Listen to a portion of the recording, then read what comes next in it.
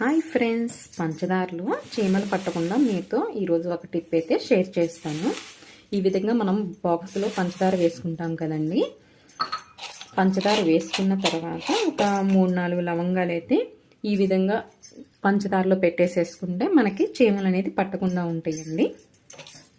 మనం ఈ విధంగా మంత్లీ అయితే సరుకులు తెచ్చేసి పెట్టేసుకుంటాం కదండి. త్వరగా పురుగు పట్టకుండా ఉండాలి అంటే బిర్యానీ ఆకు ఉంది కదండి, దీన్నైతే ఈ విధంగా మనం డబ్బాల్లో అయితే వేసేసుకొని మనం ఇవి ఉంచేసుకుంటే త్వరగా అయితే పురుగు పట్టకుండా ఉంటుందండి.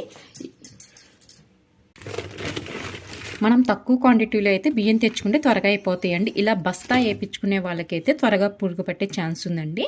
ఈ విధంగా పురుగు పట్టకుండా ఉండాలి అంటే టిష్యూ పేపర్ అయితే తీసుకొని లవంగాలు అయితే దీంట్లో వేసేసుకొని ఇలా మడతేసేసుకొని మనం బియ్యంలో అయితే పెట్టేసుకు అయితే పట్టదండి. ఈ వీడియో నచ్చినట్టయితే ప్లీజ్ సబ్స్క్రైబ్ మై ఛానల్.